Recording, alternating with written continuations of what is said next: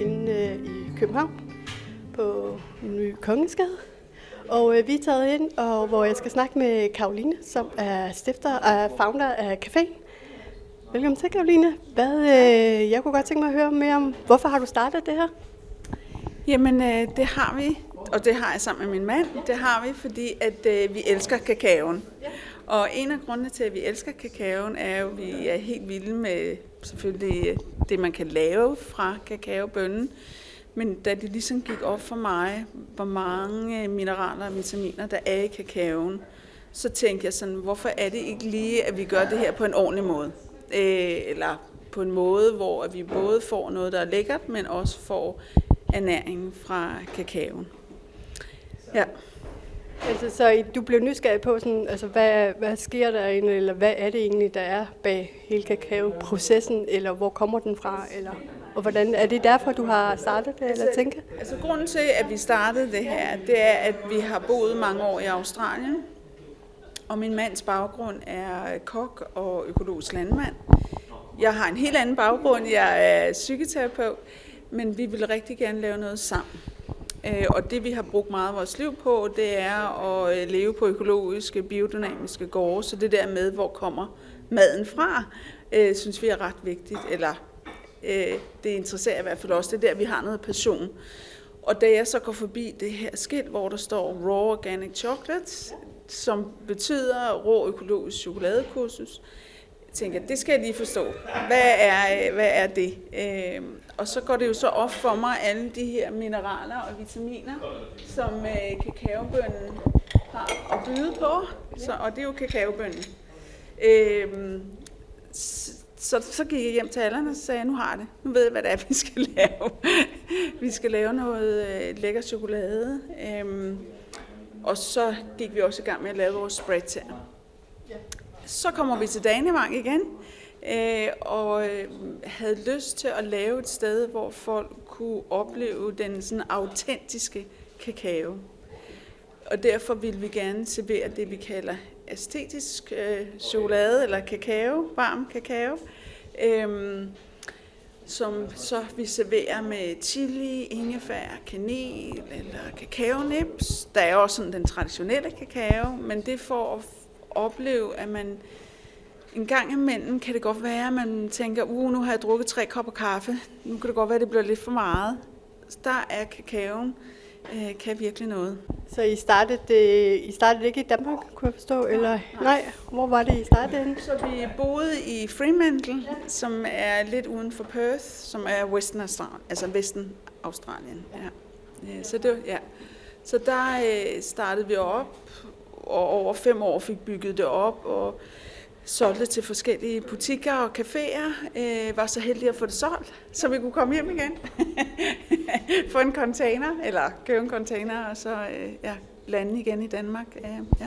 Så i Australien, der var det ikke en café, det var så, det er noget, I har startet med? Ja, det er noget, vi startede her. I Australien, der var det at sælge til andre butikker.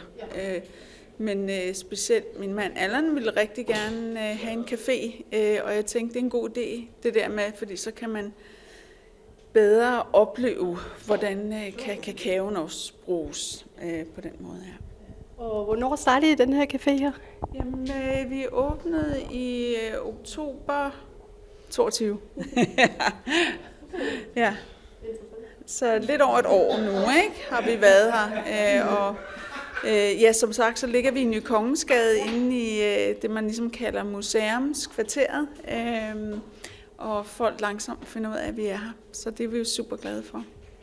Og udover at man sådan selvfølgelig kan komme ind som fra gaden af og få forskellige former for kakao, og sådan, så har I jo også nogle andre ting, I tilbyder. Hvad er det for eksempel? Så det vi også tilbyder, det er, at vi laver chokoladekurser. Så det er det der med at lære sådan helt forbundet af, hvordan man kan lave sin egen chokolade derhjemme. Og ofte så tænker folk, det er lidt, når man er på et chokoladekursus, så er chokoladen allerede lavet, og så laver man nogle fyldte chokolader derfra. Det vi laver her, det er den sådan rå form af chokoladen.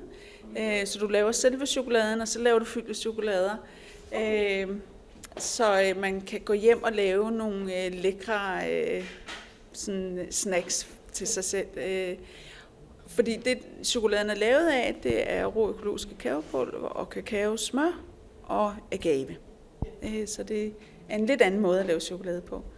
Og det andet, vi også tilbyder, det er sådan også et lille event-kursus, hvor jeg fortæller stadiet, som fra frø til chokolade. Så alle de forskellige stadier, man går igennem, inden man jo sidder med sin chokolade eller kakao. Og noget af det, jeg jo er meget gerne vil vise folk, det er kakaomassen, som er den rå masse, som i virkeligheden er bønnen, fordi naturligt så har du kakaosmør og kakaoen i kakaobønnen, kommer en stenmorter, og så har du massen.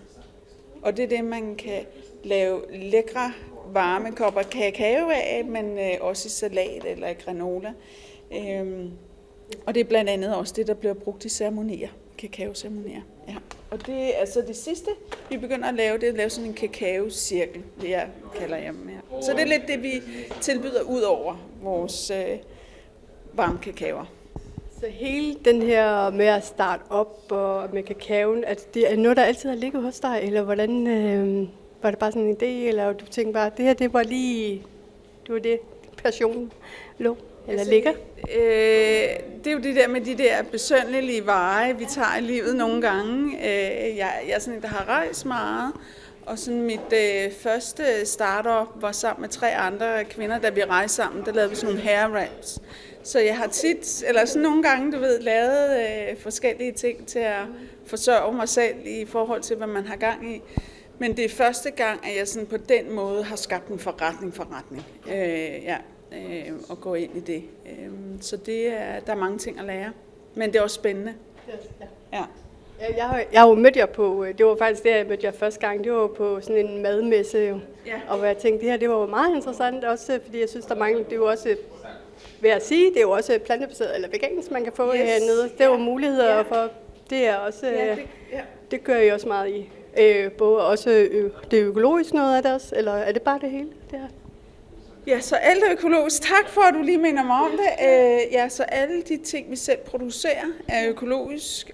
Det er også det, man kalder sådan, altså det hedder på engelsk clean label, sådan rent råvarer. Og det, man snakker om, det er, at det nogle gange, når vi køber en fødevare, så kigger man på etiketten, og man forstår måske ikke kun en tredjedel af, hvad der i virkeligheden står på den. Og det er noget af det, der er vigtigt for os, at man tydeligt kan se, hvad det er, vi spiser. Så for eksempel vores kakaospreads, de har kun 2-3 råvarer, og vores varme kakao, det er 2 råvarer. Og ofte, når vi tager en hel masse fylde i, så bliver det faktisk vegansk eller vegetarisk. Så det der for eksempel er med vores kakaodrik, det er jo tit, så er der mælkepulver i. Det er der ikke her. Så man kan selv styre, hvad man har lyst til, om det skal være vand, plantemælk eller almindelig mælk. Ja, så alle vores egne produkter er veganske. Det lyder meget interessant. Hvis nu, så man kan komme ind, de der events, du snakker om, så man kan komme ind og sådan, ligesom, få en forståelse for, hvor I er fra, og hvor kommer det helt fra. Så man kan faktisk følge jeres rejse sådan hele vejen. Altså også, hvor kommer kakaoen fra? Altså, hvor har I den fra? Ja, og det er jo super vigtigt. Så vores kakao kommer primært fra den Dominikanske Republik eller Ecuador. Det er sådan, og grunden til, at vi for eksempel er meget glade for at arbejde med kakao, som kommer ud af den Dominikanske Republik, et er, at de er super dygtige til at fermentere. Og fermentationen af kakaoen er i virkeligheden ret vigtig. Et er, det er det, der gør smagen i kakaoen, og også ernæring i kakaoen. Og det der også er, det er, at det er vi køber fra sådan Coop, så ofte er det mindre gårde, som så afleverer et sted og sender afsted. Så det er det, vi køber fra. Okay, så det er sådan meget, der er rigtig meget bæredygtighed inde i det også. Altså du tænker meget over, altså fra forbrugeren eller til altså producenten for eksempel. Ja. Altså jeg synes det er vigtigt. Altså det er jo en industri, der ikke har været særligt transparent. Og det er der jo mange årsager til. Vi vil gerne prøve at være så transparent som overhovedet muligt. Og vil vi så arbejder med nogle koop, og så er der heller ikke samme tradition på den Dominikanske Republik, som der er i Vestafrika. Og det er jo så noget med, at folk er mere fattige, og det er nogle andre større industrier, der ligger der, end der er på den Dominikanske Republik. Så det er sådan mere direkte, at du kan finde ud af, hvor kakaoen kommer fra. Og det er vigtigt for os. Ja. Så det er en gennemsigtig virksomhed, eller en transparent virksomhed, du prøver også at starte op her. Og så folk også, altså forbrugerne kan være med til med god samvittighed måske også at støtte jer. Vi prøver i hvert fald at være så transparent, som vi kan. Ja, så det er absolut. Ja.